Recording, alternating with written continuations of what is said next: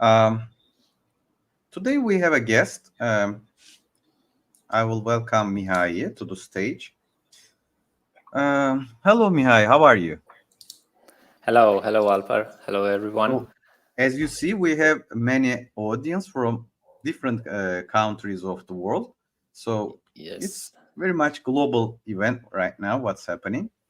Uh, it's the first time we are having a guest who is using ABP framework for his new project. The key point is here we would like to introduce you and what you do with ABP framework, how it solves your problems, how it boosts your project, or if you feel any problem or limitation, you can also tell about this and your project.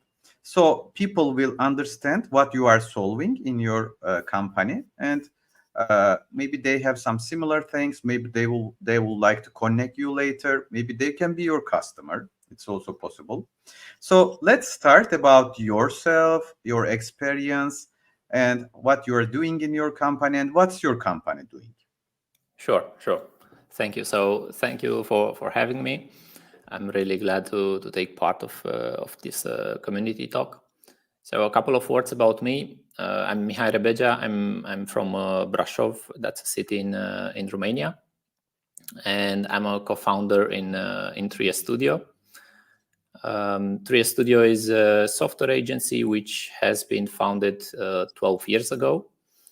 And at core, we are focusing on building our own products. So we started obviously with doing custom development, but we always wanted to build our own products. So that's how we, in the end, we managed to co-found two products. One is called Skate24 in the healthcare sector, and the other one is called Life Mobility in the sustainable mobility sector, in which we basically are the technical knowledge partner, or mostly. We focus also on business-related topics over there, but we lead the technical stack in those companies. And since recently, we started another product called Behavior Bridge, on which we are basically focusing in will be focusing in the near future. Well, and on the other hand, we do sometimes also custom development. So it's not something that we totally ignore, but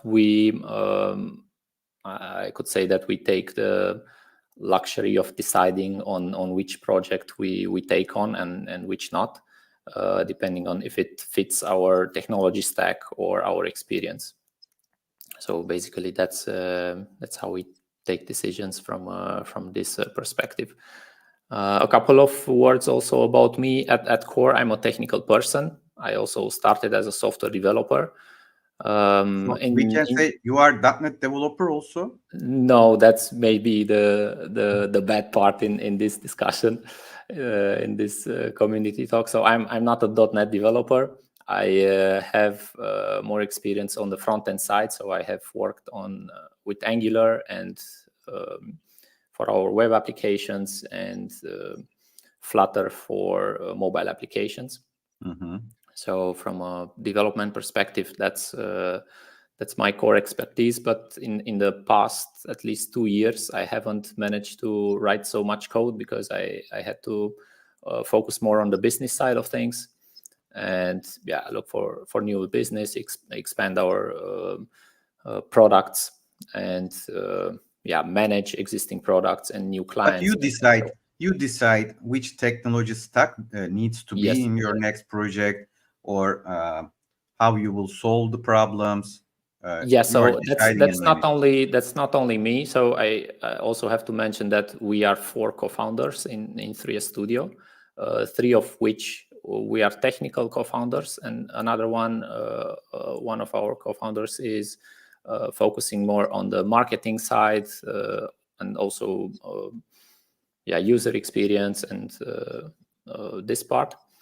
So from a technical perspective, we decide together which technologies to choose whenever we have a new product that we need to build, or whenever we want to build new features.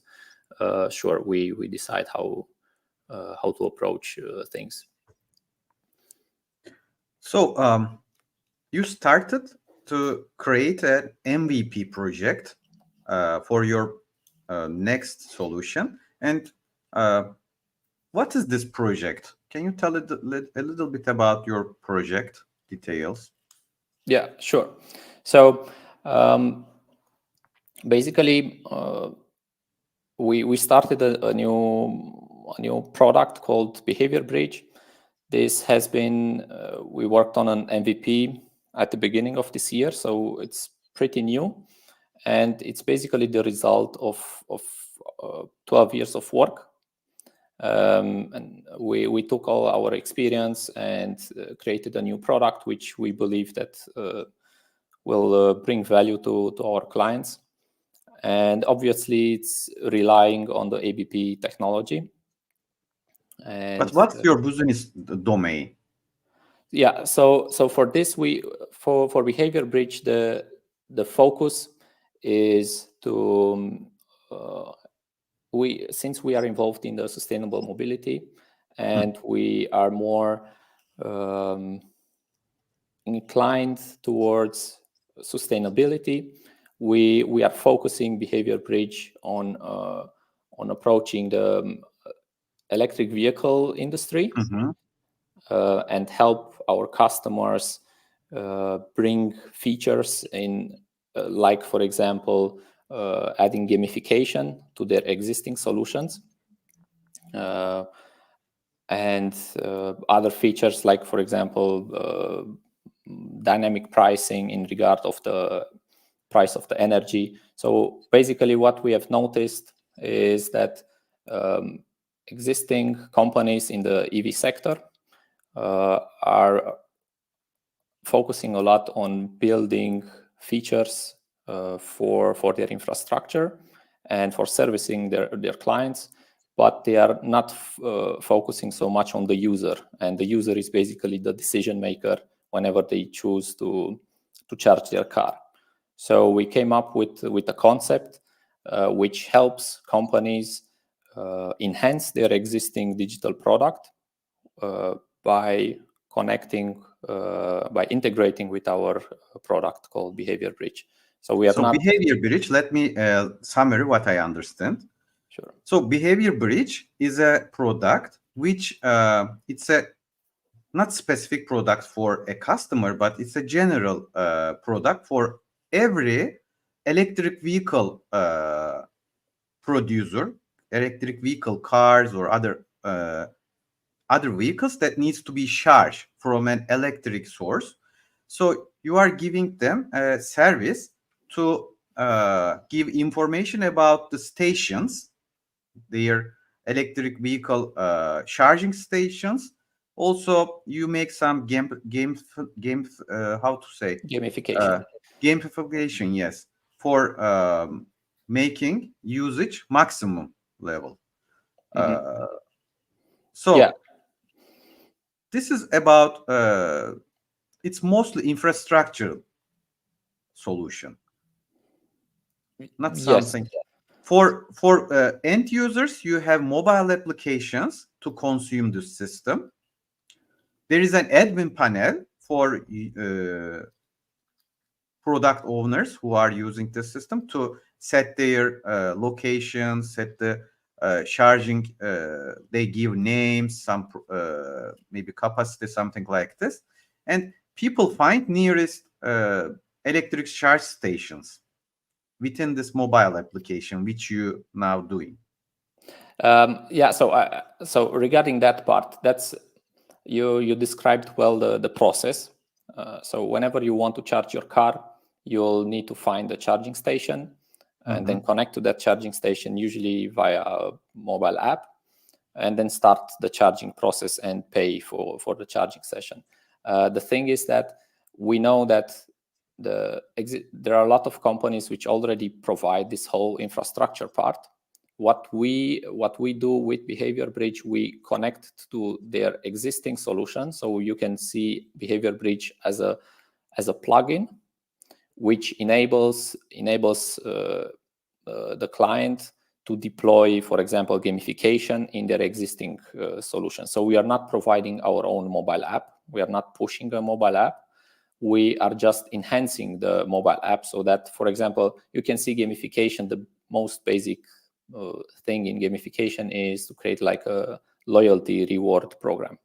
Mm-hmm. And basically, if you don't have such a feature in your existing mobile app, by connecting with our service, you will be able to deploy such a service, such a solution, such a feature.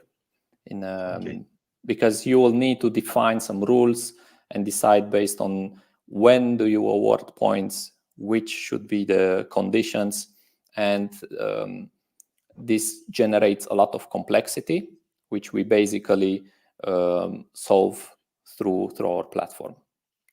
So how did you find ABP? From where did you? Yeah, that's actually a great question. So my colleagues Alex and Mihai, they are our .NET experts, and they are also co-founders in Tria Studio, and they were looking for solutions for .NET, and they found ABP, I think, in 2018 or 2019. The thing was that when they found it, I remember that they sent us the link, and they were saying, like, look, you have this framework available, which is everything that we would need for the product that we were working at that time. So we found it great. Unfortunately, we didn't have a project to work on with it, and it was too costly to migrate to ABP. But in 2021, we managed to, we had a project to start, and we actually decided on the spot that we should test out ABP and see how it works. It was the project was for a pretty big customer, but we didn't hesitate on starting working with it because we the guys knew the technology very well, so we were sure that in the end we'll figure things out if something doesn't work as we would need. So basically, by searching on the internet, we found it. But once we actually started working with ABP, we understood that the real value proposition. So basically, it provides a lot of core features which are always maintained and needed in any app, and you just focus on the business logic. So we know that we can focus on growing the product, adding new features on top, and we shouldn't worry about authentication, about user management, or all these kind of features which are basic. So your project is multi-tenant, can we say like this?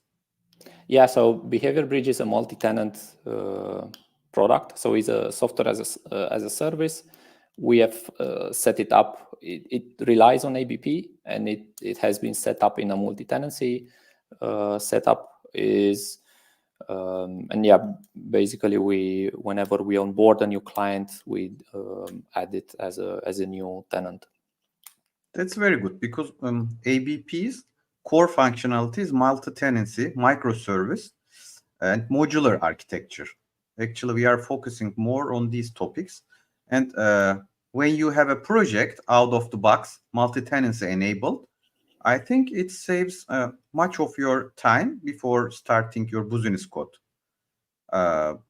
Also, auditing, localization,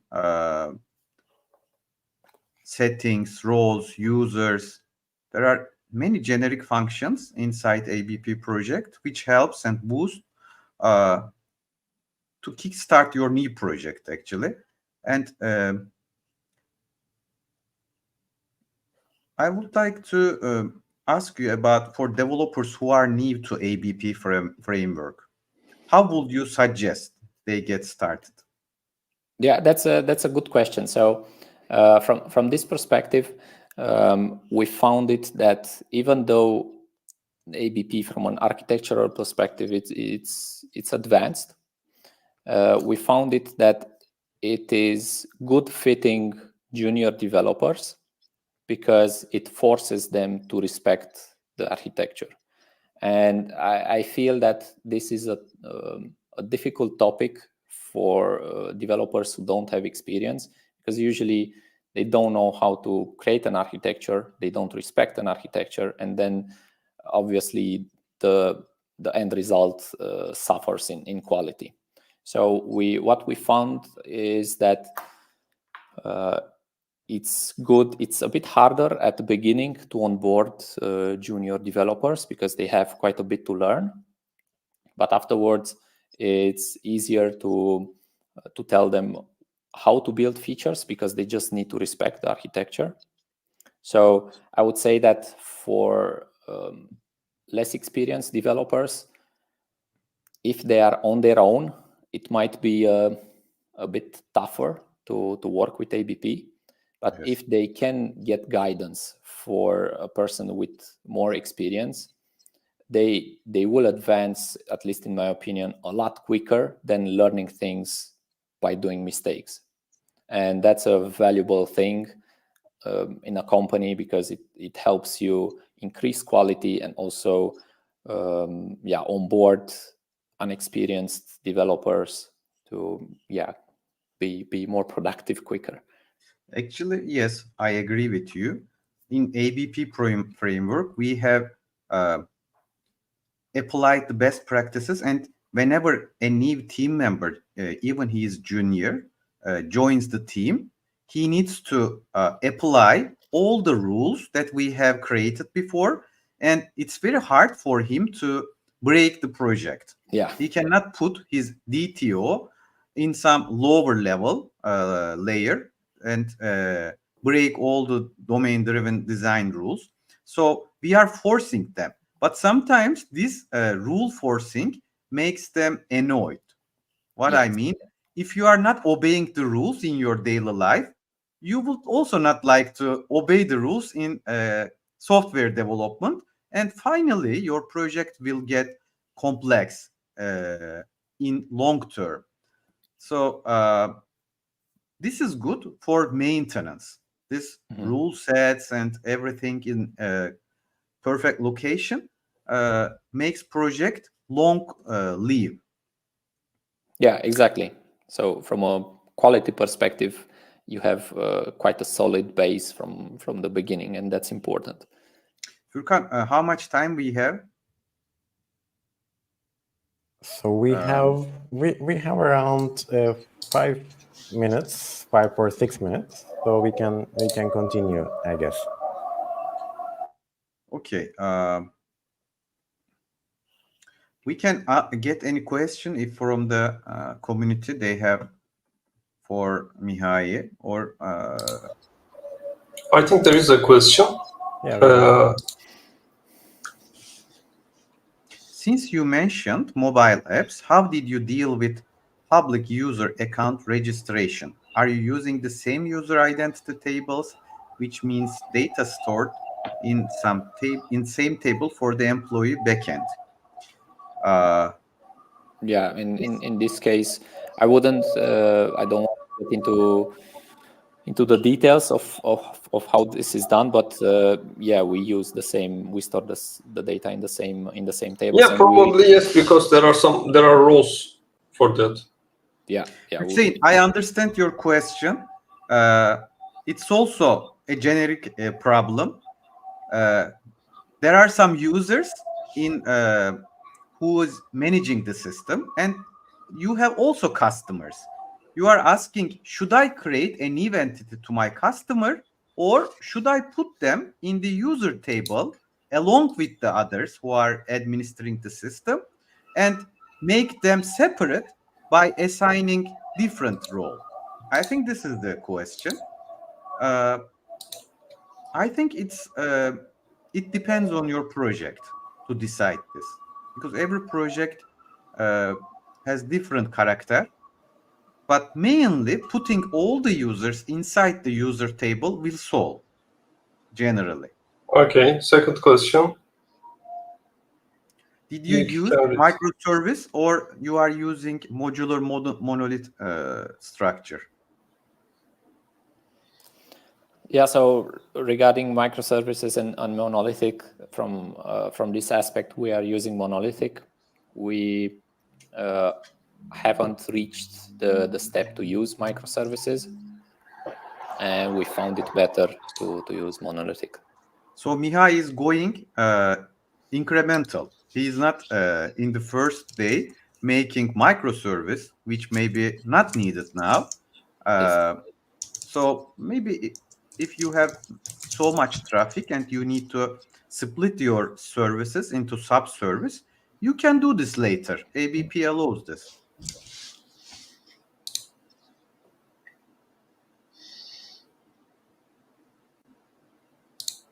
Okay. Let's continue with questions, Alper. We can also answer. We can go with other questions. I would like to build a job board on ABP. How do I find a development partner? Right, Alper, do you want to answer that?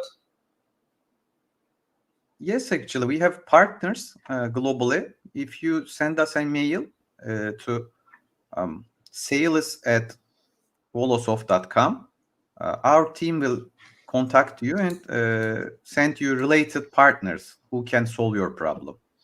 Yeah, we have partners that they also request job from us, so we can meet you and them. General question: can we start with general identity, then switch to social? I can answer that. Actually, the question is very simple. Like, of course, you can start with local accounts, then configure your application to use the social logins or something like that. Yeah, that's possible. I will continue with the previous questions, Alper.